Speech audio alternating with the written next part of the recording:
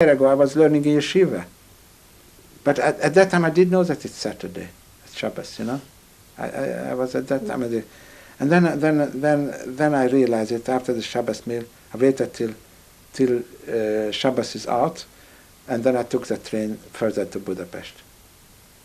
And Budapest, I found when I went to this office, I got a cousin, the one who was hiding in Kapuvar, Slovakia, and within an hour he was there. And somebody notified him that I'm here, a cousin, and he came to me and he said to me, you know, your older brother is back in Kapuvar, I just heard.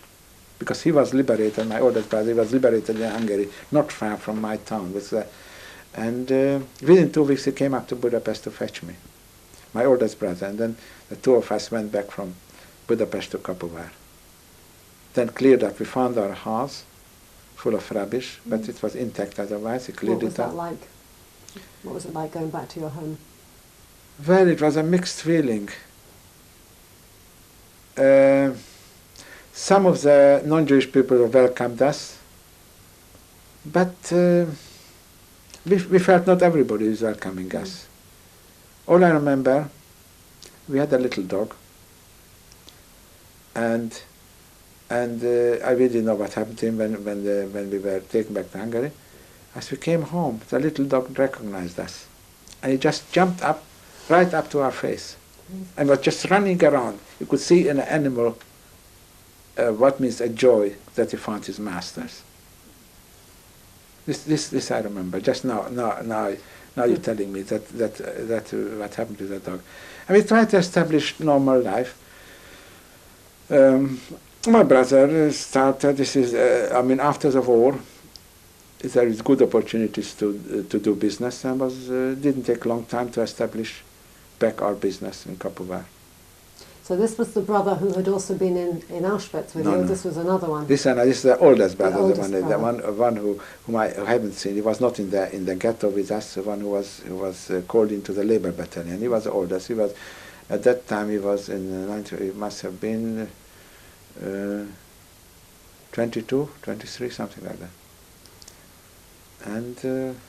And gradually, then we found that the other brother is alive, and my sister. They met still in Germany. That's true. My sister met her fiancé as well in Germany. They came back together. They got married soon after they came back. They came back to Kapuvar. Mm-hmm. And they established, the community was re-established.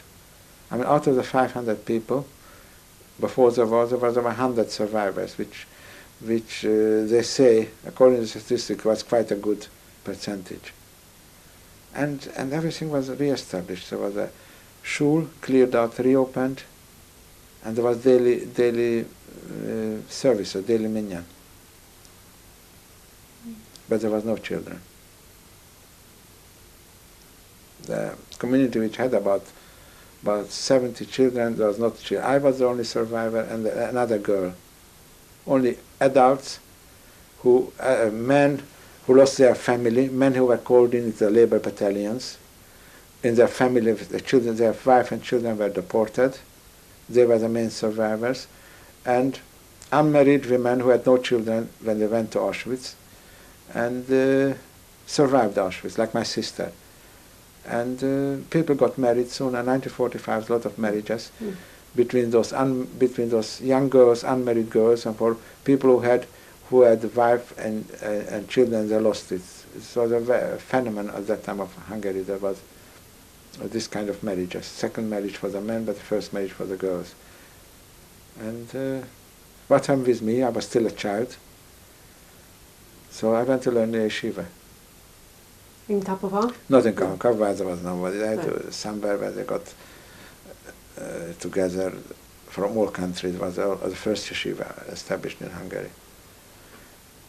And Kapuvar itself was, though all the families were established, but I was not happy. I couldn't find, there was nobody. You see, somebody 14 needs the same age group. There was nobody. I was just like a freak, you know. And I was always pointed out as a child survivor.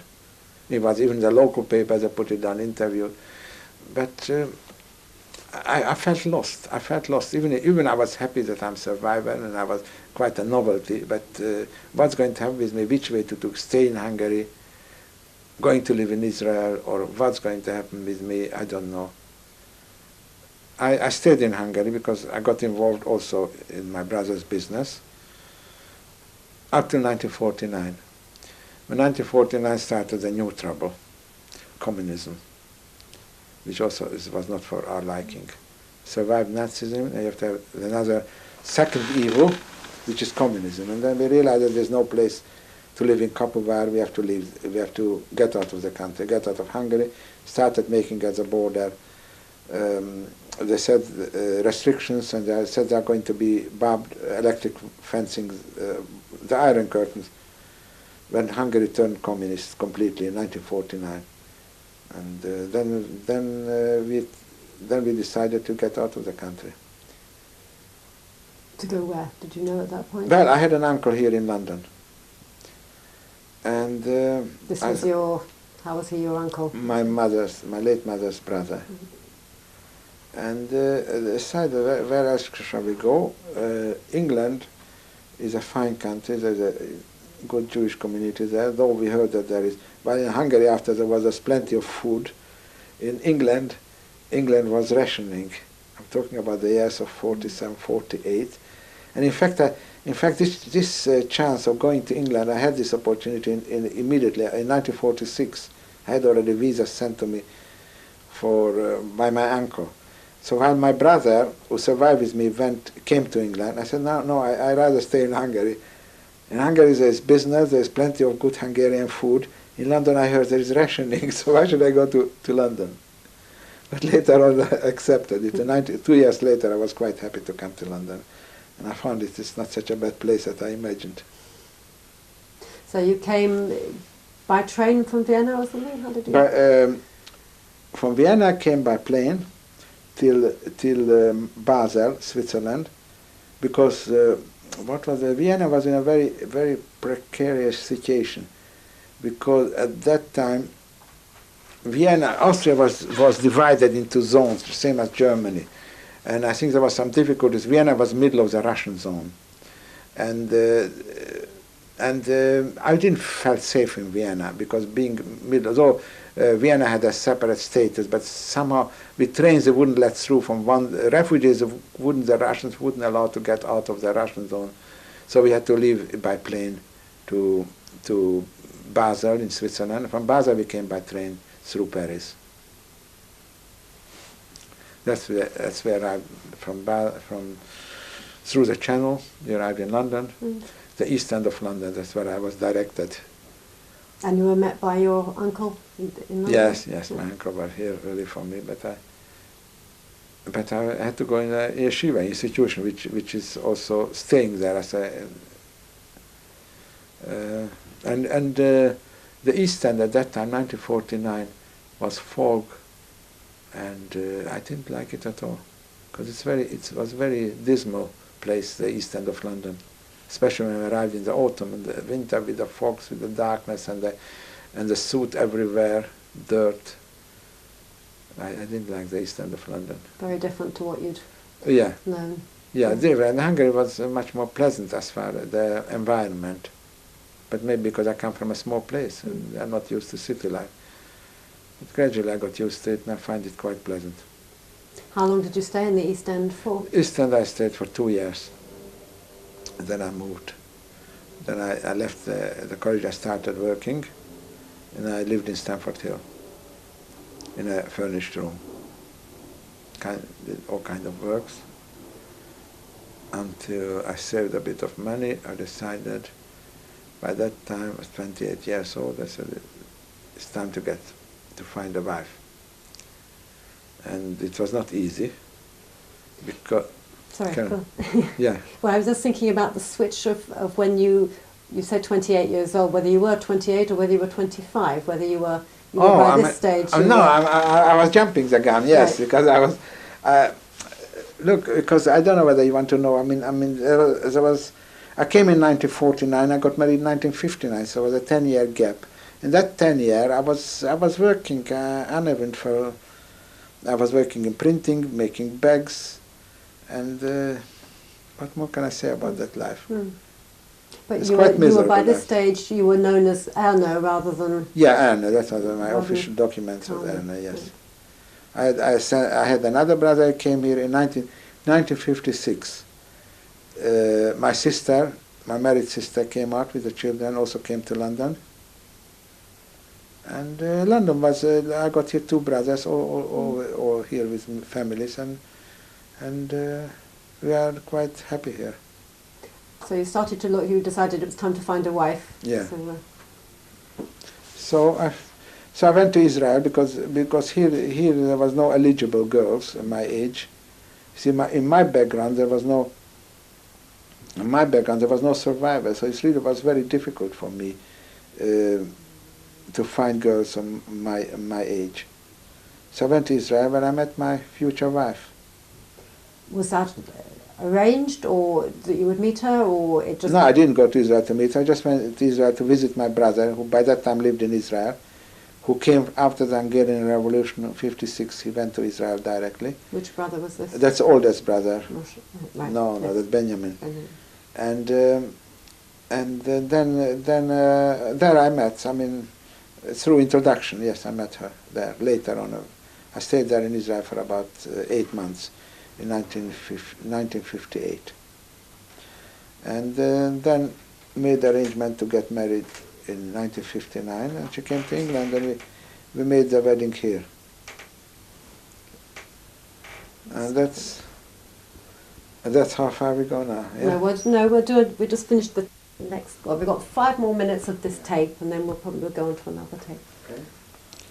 Okay. So you met Judith and married and decided you didn't want to stay in Israel, you wanted to come back to... No, by that England? time I had something established myself, had a bit of savings, and Israel was very difficult at that time, the economic side of it. And I managed to entice her to come to London to live. So she came here, and she got immediately a job as a teacher, physical training. And I carried on my work, and I started dabbling in property business. And that was a start, and later on, as the children came along, my business prospered. And had you moved, were you in North London by this at that time, my first place, in Stamford Hill, we lived from 1959 till 1979, for 20 years. We lived in Stamford Hill. And from various places, we always improved ourselves, bigger, first I furnished rooms, and then a flat, and then a 3-bedroom house, and as the children were growing, 5-bedroom house. We had, by that time, had 4 children, and children were growing up, and we decided to move to the green pastures of Golders Green. Is it very different for you in Golders Green to Stamford Hill? Well, yes, it is different. It is different. I mean, Stamford Hill is quite densely populated, and the houses are it's not really a prosperous area. But here in Golders Green, as you can see, we've got a very pleasant house and garden, and the whole street very nice, and the community, I like it. The children were all married from here, from this house, during the 80s. So tell me about your children. Who are your 4? Well, I got my daughter, my oldest daughter Ruth, who was born in 1961, and she got married to an American young man who is a cardiologist, and they live in New York, near New York in Long Island, very happily married. She has got 4 children, expecting the 5th. And my second daughter lives in Israel, in Jerusalem. She has got 2 boys, also married to a doctor, by coincidence. And she has got 2 boys, expecting the 3rd. And my other daughter, the only one who lives here in London, almost round the corner from us, which gives us a great pleasure to be so near, is Rachel. She's got 4 lovely children. And my son, who just got married last year, he's the youngest, who married a girl originally from Manchester.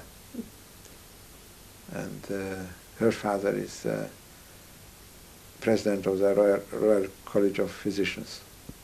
It's a Sir Leslie Thunberg. A lot of medical connections. A lot of medical connections of family. Yes. And my son is a teacher. And Rachel's husband is a chartered accountant. And have your daughters taken professions or occupations for themselves at all? Well, they all had trainings, all got qualification, but now for the time being they are all busy with motherhood. And possibly at a later stage, I mean, all of them, they got some kind of qualification. You see, if you really want to have a comparative large family, then while the children are up to school, until they are in school, you cannot really take perhaps a part-time job, unless you're really desperate and you need the money, but otherwise it's not advantageous for the children and for the family life to the wife have a job. No, my wife, for instance, she's working much harder than I do. But on the other hand, she hasn't got no small children at home. So you have 4 children and 10 grandchildren, I think. And an 11th on the way. And your business has flourished in the property business? Property business flourished in the beginning, and then I had my story with the property business is the same as the story of the general property business in England. I had ups and went on very well in the early 70s, then went everything down in 73, and started up all over again.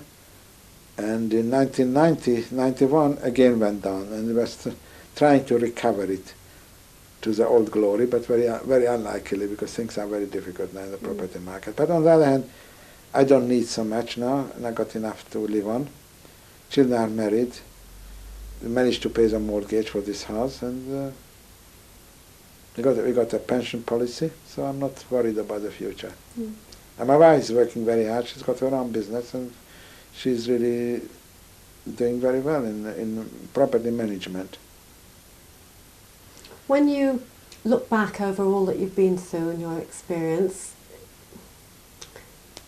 is there a message that you feel that you want to hand on to your children and grandchildren?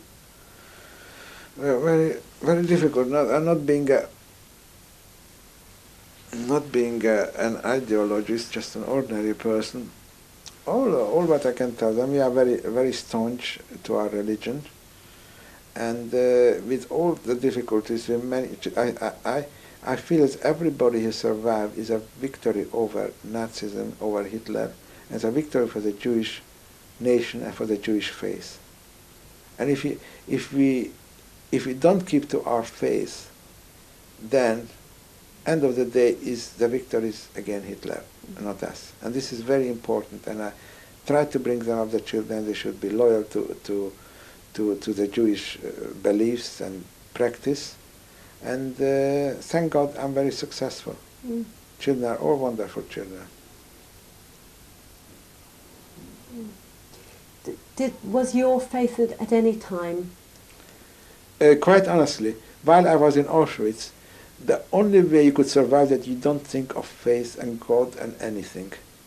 Don't think of anything spiritual. Just think of yourself as an animal, and whose duty is not to be taken to the slaughterhouse and to get as much food as you can. And you don't think about this thing. If you start thinking about it, then you are lost. If you're looking around, what happens here to us, then the conclusion would be not favorable for survival. So I made a conscious effort at that time, which I think it was a right decision, not to think of anything spiritual. Though occasionally when I felt desperate, I prayed to God to help me. But I was not. I never had any doubts in God that He is going to help us. And things, why it happened to the majority of the people who didn't survive, I don't know the answer. This I leave it to others who are more qualified and more experts in it, and I'm not looking for an answer. I just carry on my faith.